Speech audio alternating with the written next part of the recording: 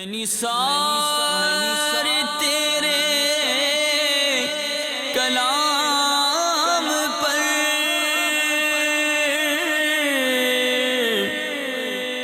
ملیوں تو کس کو زبان نہیں، وہ سخن ہے جس میں سخن نہ ہو، وہ بیان ہے جس کا بیان نہیں۔ الحمدللہ رب العالمین، والصلاة والسلام علی سید المرسلین، اما بعد فاعوذ باللہ من الشیطان الرجیم، بسم اللہ الرحمن الرحیم، والصلاة والسلام علیک یا رسول اللہ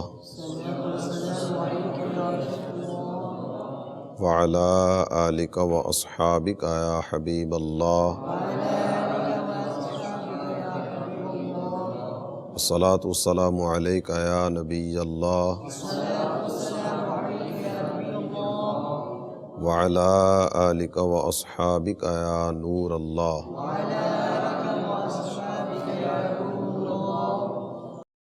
میرے پیارے اسلامی بھائیوں اور مدنی چینل کے ناظرین، مدنی چینل کے سلسلہ پیارے آقا کی پیاری باتیں، اس میں ہم حاضر ہیں۔ اللہ تعالی ہمیں ابتدا سے لے کر انتہا تک کریم و رحیم آقا صلی اللہ تعالی علیہ وآلہ وسلم کی یہ پیاری پیاری باتیں سننے کی توفیق عطا فرمائے۔ آئیے حسب معمول درود پاک کی فضیلت سے اپنے سلسلے کا آغاز کرتے ہیں۔ نبی رحمت شفیع امت صلی اللہ تعالی علیہ وآلہ وسلم نے ارشاد فرمایا، صلو علیہ فإن الصلاۃ علیہ زکوٰۃ لکم، تم مجھ پر درود پڑھو، بے شک تمہارا مجھ پر درود پڑھنا تمہارے اعمال کے لیے طہارت یعنی پاکیزگی ہے۔ صلو علی الحبیب صلی اللہ تعالی علی محمد وعلی آلہ وصحبہ وبارک وسلم۔ میرے پیارے اسلامی بھائیوں اور مدنی چینل کے ناظرین، آج جس حدیث مبارکہ کو بیان کرنے اور سننے کی سعادت حاصل کریں گے، اس حدیث شریف کو بخاری و مسلم دونوں نے ذکر فرمایا۔ اس کے علاوہ بھی بہت سارے محدثین نے اس حدیث کو بیان فرمایا۔ حدیث مبارکہ کے راوی امیر المؤمنین خلیفۃ المسلمین حضرت سیدنا عمر بن خطاب رضی اللہ تعالی عنہ آپ ہیں، اور اس حدیث مبارکہ میں بڑی پیاری بات ذکر فرمائی جا رہی ہے۔ سید الملائکہ حضرت سیدنا جبریل امین علی نبینا وعلیہ الصلاۃ والسلام فرشتوں کے سردار ہیں، نوریوں کے سردار ہیں، ان کی بارگاہ رسالت میں حاضری ہوئی۔ اس حاضری کا سارا بیان اس حدیث شریف میں بیان کیا گیا۔ پھر نبی پاک صلی اللہ تعالی علیہ وآلہ وسلم سے کچھ سوالات جوابات کیے گئے، اور اس طرح کی دیگر کچھ مزید باتیں بھی اس حدیث مبارکہ کے ضمن میں آئیں گی۔ حضرت عمر بن خطاب رضی اللہ تعالی عنہ آپ فرماتے ہیں کہ ہم بارگاہ رسالت میں حاضر تھے، اذ طلع علینا رجل شدید بیاض الثیاب شدید سواد الشعر لا یری علیہ اثر السفر ولا يعرفه منا احد حتى جلس الى النبی صلی اللہ علیہ وسلم فاسند رکبتیہ الى رکبتیہ ووضع کفیہ علی فخذیہ وقال یا محمد اخبرنی عن الاسلام قال الاسلام ان تشہد ان لا الہ الا اللہ وان محمد رسول اللہ وتقیم الصلاۃ وتؤتی الزکاۃ وتصوم رمضان وتحج البیت ان استطعت الیہ سبیلا قال صدقت فعجبنا له يسأله ويصدقه قال فأخبرني عن الإيمان قال أن تؤمن بالله وملائكته وكتبه ورسله واليوم الآخر وتؤمن بالقدر خيره وشره قال صدقت قال فأخبرني عن الإحسان قال ان تعبد اللہ کأنک تراہ فإن لم تکن تراہ فإنہ یراک قال فأخبرنی عن الساعة قال ما المسؤول عنها بأعلم من السائل قال فأخبرني عن أماراتها قال أن تلد الأمة ربتها وأن ترى الحفاة العراة العالة رعاء الشاء يتطاولون في البنيان قال ثم انطلق فلبثت مليا ثم قال لي يا عمر أتدري من السائل قلت الله ورسوله أعلم قال فإنه جبرائيل أتاكم يعلمكم دينكم۔ حدیث مبارکہ کے الفاظ یہاں پورے ہوئے۔ اس حدیث شریف کا ترجمہ بھی سننے کی سعادت حاصل کیجئے اور ساتھ ساتھ مدنی پھولوں سے اپنے مشام دماغ کو معطر بھی کرتے چلے جائیے۔ حضرت سیدنا عمر فاروق اعظم رضی اللہ تعالی عنہ آپ فرماتے ہیں کہ ہم بارگاہ رسالت میں حاضر تھے، اتنے میں کیا دیکھتے ہیں کہ ہمارے سامنے ایک صاحب نمودار ہوئے جن کے کپڑے بہت زیادہ سفید اور بال خوب کالے تھے، ان پر آثار سفر ظاہر نہ تھے اور ہم میں سے انہیں کوئی پہچانتا بھی نہیں۔ اب دو ہی صورتیں ہیں کہ یہ آنے والا یا تو مدینے کا ہوگا یا پھر یہ باہر سے آئے ہوں گے۔ اگر یہ مدینے کے رہنے والے ہوتے تو ہم انہیں چہرے سے دیکھ کر پہچان جاتے کہ یہ فلاں شخصیت ہے، اور اگر یہ باہر سے آئے ہوتے تو کچھ آثار ظفر ظاہر ہوتے۔ سفید لباس تھوڑی سی گرد و غبار سے بھی میلا میلا نظر آتا ہے، لیکن کپڑے بھی بالکل سفید ہیں، بال بھی خوب کالے ہیں، کوئی آثار سفر بھی ظاہر نہیں ہے، مدینے کے بھی نہیں اور آثار سفر بھی ظاہر نہیں۔ اب یہاں تھوڑی سی توجہ آپ کی مزید آگے بڑھنے سے پہلے دلاتا چلوں کہ جبریل امین نوری ہیں، نوریوں کے سردار ہیں، لیکن یہاں سیدنا جبریل امین علیہ الصلاۃ والسلام انسانی صورت میں سرکار دو عالم صلی اللہ تعالیٰ علیہ وآلہ وسلم کی بارگاہ میں حاضر ہوئے۔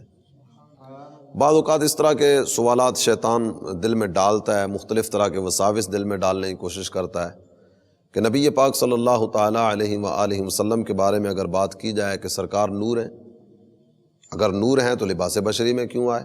تو اس میں ایک بات تو آپ کی خدمت میں یہ عرض کرتا چلوں کہ قرآن پاک پورے کا پورا کتاب ہدایت ہے۔ بعض آیتوں کو مان لیا جائے، بعض کو چھوڑ دیا جائے، ادھر کی لے لی جائے، ادھر کی چھوڑ دی جائے، تو اس طرح تو بات نہیں بنتی۔ خود قرآن نے ارشاد فرمایا افتؤمنون ببعض الکتاب وتکفرون ببعض، کیا تم قرآن کے بعض پر ایمان لاتے ہو اور بعض کو چھوڑ دیتے ہو؟ تو ذرا ایسا نہیں چلے گا۔ اسی قرآن نے نبی پاک صلی اللہ تعالیٰ علیہ وآلہ وسلم کو نور بھی فرمایا، قد جاءکم من اللہ نور، اور یہی قرآن نبی پاک صلی اللہ تعالیٰ علیہ وآلہ وسلم کو بشر بھی ارشاد فرماتا ہے، قل انما انا بشر مثلکم۔ اب ایمان کا تقاضا کیا ہے کہ نہ اس کا انکار ہو نہ اس کا انکار ہو۔ صرف نور کہیں گے تو بھی بات نہیں بنے گی، صرف بشریت کی طرف جائیں گے تو بھی بات نہیں بنے گی۔ ان دونوں آیات کو اگر جمع کر لیا جائے نا تو نتیجہ بڑا پیارا نکلتا ہے۔ وہ نتیجہ یہ ہے کہ نبی پاک صلی اللہ تعالیٰ علیہ وآلہ وسلم آپ نوری بشر ہیں، سرکار نوری بشر ہیں۔ جبریل امین علیہ الصلاۃ والسلام وہی وسوسہ جو دل میں شیطان ڈالتا ہے کہ جبریل نور ہیں، لباس بشری میں آئے، تو سرکار دو عالم صلی اللہ تعالیٰ علیہ وآلہ وسلم بھی نور ہیں، لباس بشری میں دنیا میں تشریف فرما ہوئے۔ تو حضور صلی اللہ تعالیٰ علیہ وآلہ وسلم کی ذات گرامی کے بارے میں جو ایک وسوسہ شیطان دل میں ڈالتا ہے، حدیث مبارکہ کے ان الفاظ اور جبریل امین کے اس انداز میں آنے نے اس وسوسے کی کاٹ کر دی۔ بہرحال سید الملائکہ جبریل امین علیہ الصلاۃ والسلام بارگاہ رسالت میں حاضر ہوئے۔ صحابہ کا جو ذہن تھا وہ آپ کے سامنے آیا کہ باہر کے ہوتے تو یہ نہ ہوتا، یہاں کے ہوتے تو یہ نہ ہوتا۔ جب یہ حاضر بارگاہ ہوئے تو یہاں آ کر بھی ایک بڑا منفرد سا انداز جو ہمارے سامنے آیا۔ صحابہ میں سے تو کوئی ان کو نہیں پہچانتا، لا یعرفہ منا احد، ان کے کلمات ذکر فرمائے گئے کہ ہم میں سے کوئی بھی ان کو پہچان نہیں سکا یہ کون ہے۔ لیکن جب یہ سرکار کی بارگاہ میں آئے نا تو نبی پاک صلی اللہ تعالیٰ علیہ وآلہ وسلم کی خدمت اقدس میں ان کی حاضری کا انداز کتنا پیارا ہے۔ فَأَسْنَدَ رُكْبَتَيْهِ إِلَىٰ رُكْبَتَيْهِ، سرکار تشریف فرمائیں، نبی پاک صلی اللہ تعالیٰ علیہ وآلہ وسلم کے مبارک گھٹنوں سے اپنے گھٹنے مس کر کے اپنی ران پر ہاتھ رکھ کے بیٹھ گئے۔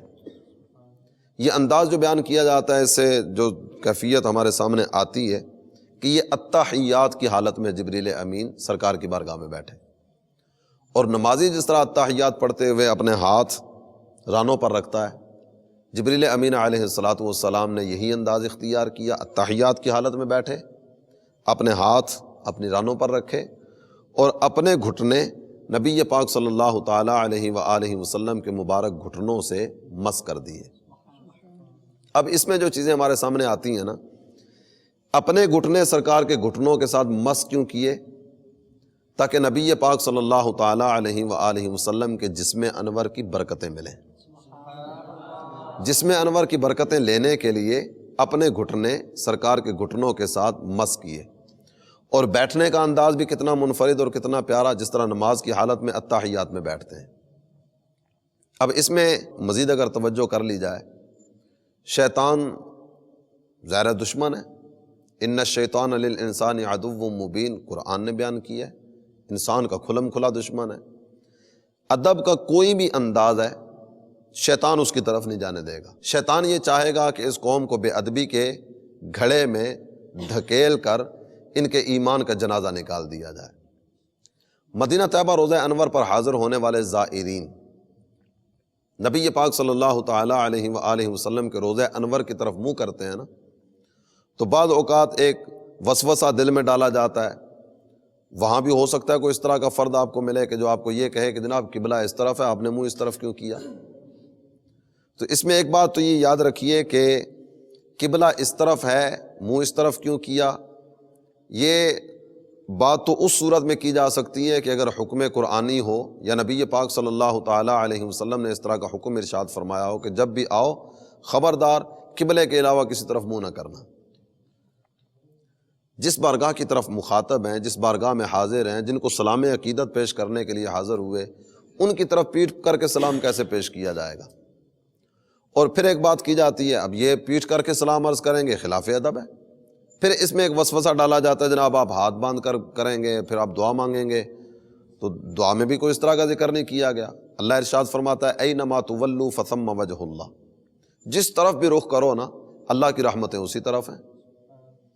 اور یہاں جناب وہ آپ ہاتھ باندھ کے کھڑے ہوں گے، ہاتھ باندھ کے کیوں کھڑے ہوئے؟ یہ تو نماز کی حالت ہے، سرکار کی بارگاہ میں اس انداز میں آپ کھڑے ہو رہے ہیں، یہ تو معاذ اللہ ثم معاذ اللہ شرک ہو جائے گا۔ لیکن اس میں ایک چیز کی طرف ہمیں توجہ رکھنی چاہیے کہ جبریل امین سید الملائکہ، نوری مخلوق کے سردار ہیں، اور سرکار دو عالم صلی اللہ تعالیٰ علیہ وآلہ وسلم نے اس حدیث کے اختتام پر جو کلمات ذکر فرمائے وہ کلمات ہیں فَإِنَّهُ جبرائیل اتاکم یعلمکم دینکم۔ یہ جبریل امین آئے تھے، اور آئے کیوں تھے؟ تاکہ تمہیں تمہارا دین سکھائیں۔ اس لیے آئے تاکہ تمہیں تمہارا دین سکھائیں۔ اب جبریل آئے ہیں دین سکھانے کے لیے، اس دین کے سکھانے کا انداز کیا ہے؟ سرکار کی بارگاہ میں ایسے بیٹھے ہیں جیسے نماز میں بیٹھتے ہیں۔ تو گویا جبریل امین خود سکھا کر جا رہے ہیں کہ نبی پاک صلی اللہ تعالیٰ علیہ وآلہ وسلم کا ادب و احترام کس طرح کا ہونا چاہیے۔ جبریل امین ادب سکھا کے جا رہے ہیں۔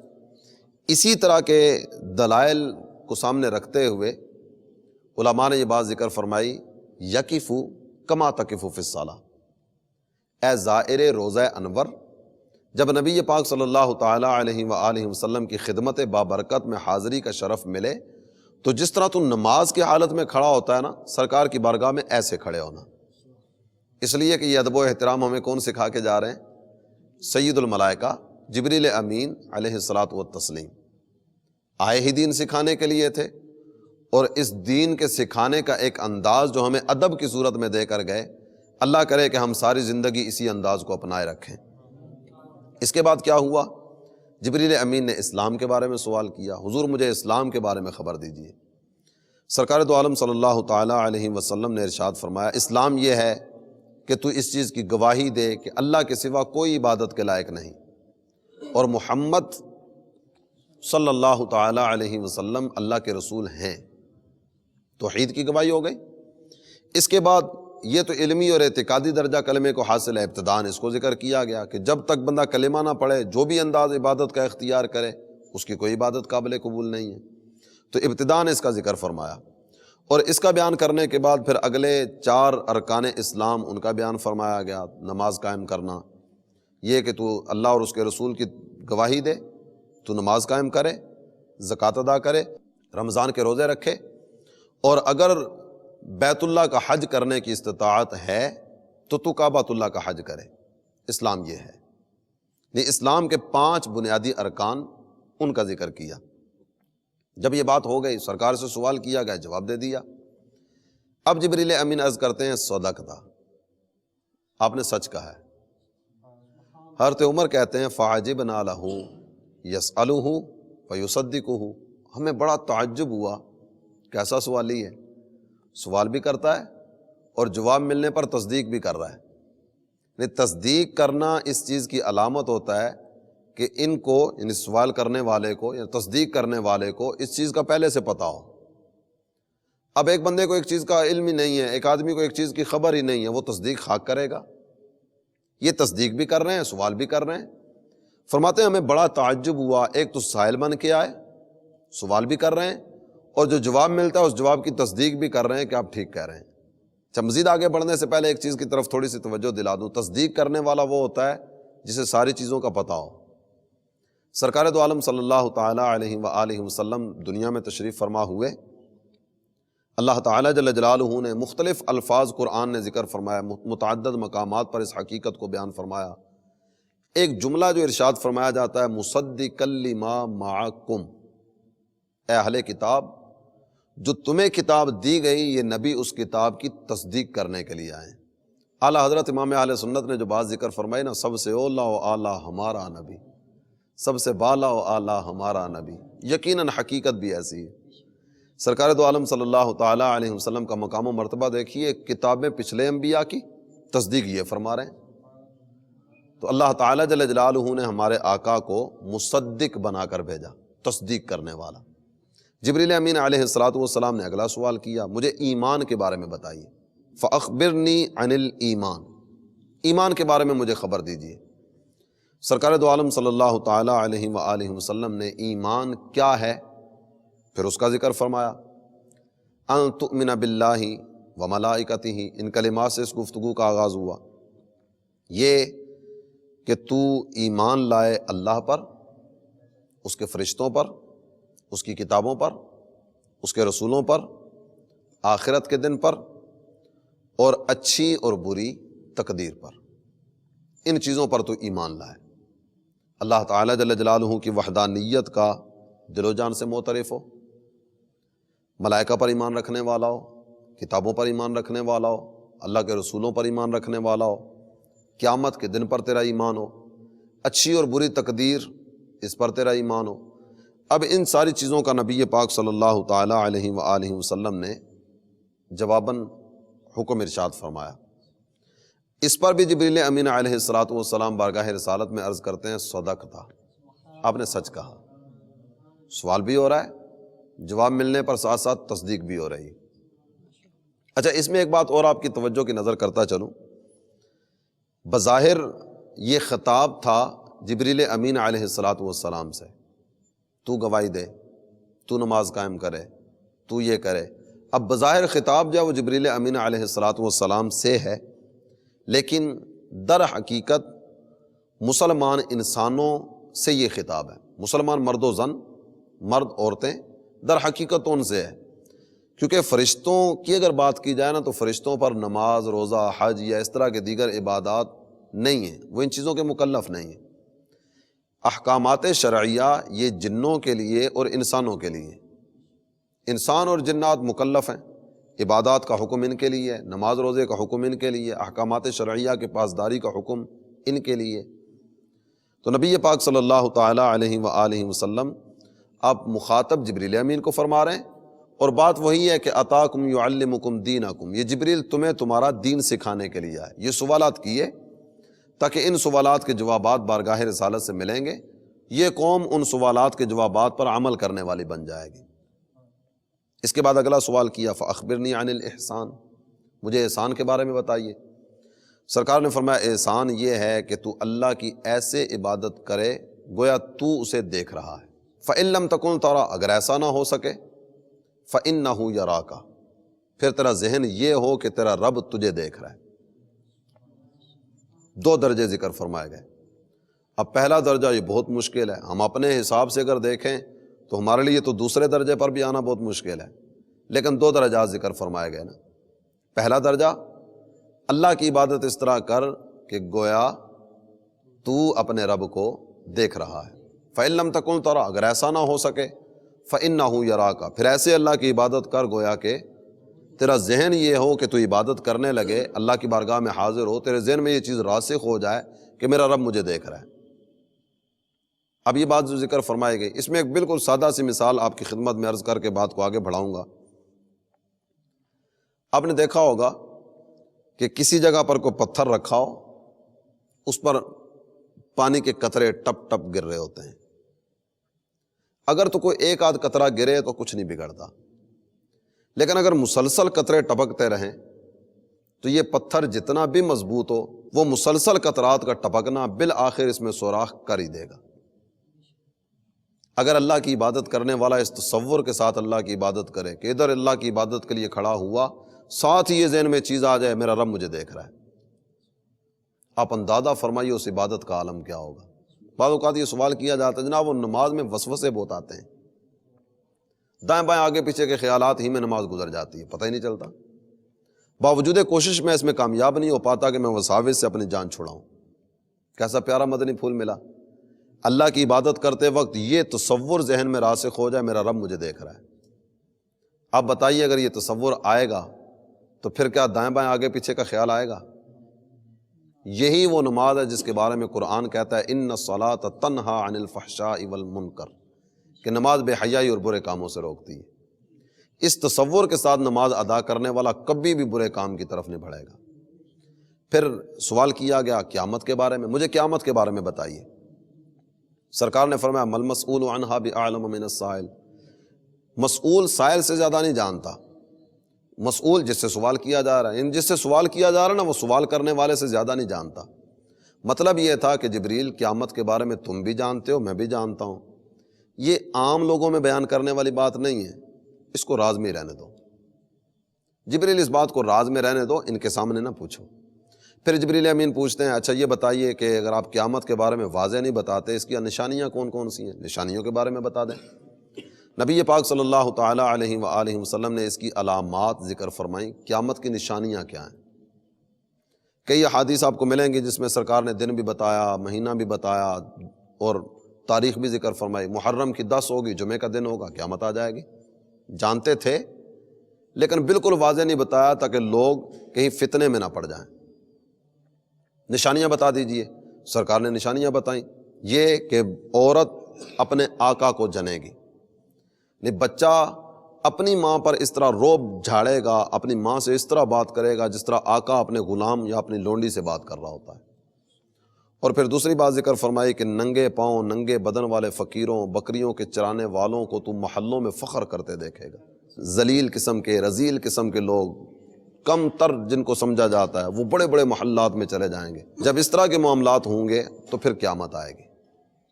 حضرت عمر فرماتے ہیں یہ بات ہوئی، وہ صاحب چلے گئے، میں کچھ دیر حاضر بارگاہ رہا، میرے آقا صلی اللہ تعالیٰ علیہ وسلم نے مجھ سے پوچھا اے عمر جانتے ہو یہ سوالی کون تھا؟ اب صحابہ کا ایک بڑا پیارا انداز ہمارے سامنے آیا نا۔ سرکار نے پوچھا جانتے ہیں ان کے بارے میں یہ کون تھے؟ حضرت عمر عرض کرتے ہیں اللہ و رسولہ اعلم، حضور اللہ جانے، اللہ کا رسول جانے۔ تو یہ صحابہ کا جو انداز ہے نا، اللہ جانے اللہ کا رسول جانے، تو نبی پاک صلی اللہ تعالیٰ علیہ وآلہ وسلم کے بارے میں حضرت عمر نے اپنے ایک عقیدے کا ذکر فرمایا کہ اللہ بھی جانتا ہے، اللہ کی عطا سے اللہ کا محبوب بھی جانتا ہے۔ کتنے جملے اس طرح کے آپ کو ملیں گے عام بول چال میں مسلمانوں کی زبان پر آتا ہے، اللہ جانے اللہ کا رسول جانے، اللہ اور اس کا رسول فضل کرے گا، اللہ اور اس کا رسول بھلا کرے۔ تو بعض اوقات اس پر بھی شیطان وسوسے ڈالتا ہے جناب یہ نہیں ہونا چاہیے۔ کیوں نہیں ہونا چاہیے؟ جب صحابہ کی زبان پر ہے تو ہماری زبان پر کیوں نہیں؟ اب سرکار دو عالم صلی اللہ تعالیٰ علیہ وسلم نے فرمایا ھذا جبرائیل اتاکم یعلمکم دینکم، یہ جبریل امین تھے جو تمہیں تمہارا دین سکھانے کے لیے آئے تھے۔ حدیث مبارکہ پوری ہوئی۔ آج کا سبق، آج کے ہمارے سلسلے کا عنوان یقیناً محبت رسول میں اضافے کا باعث بننے والا بھی ہے، اور اس کے ساتھ ساتھ عقیدے کے حوالے سے بہت سے مدنی پھول بھی ہمارے سامنے اس حدیث کی روشنی میں آئے۔ اللہ تعالی ہمیں محبت رسول کی دولت نصیب فرمائے، ساری زندگی ہمیں باادب رکھے، بے ادبی سے بچائے اور بے ادبوں کے سائے سے محفوظ فرمائے۔ آپ اسلامی بھائیوں کو بھی، مدنی چینل کے ناظرین کو بھی عرض کروں گا کہ ادب رسول کی دولت پانے کے لیے آئیے ہم سب دعوت اسلامی کے مدنی ماحول سے وابستہ ہو جائیں۔ اللہ تعالی ہم سب کو عمل کی توفیق عطا فرمائے، آمین بجاہ النبی الامین صلی اللہ تعالی علیہ وآلہ وسلم۔ میں نثار تیرے کلام پر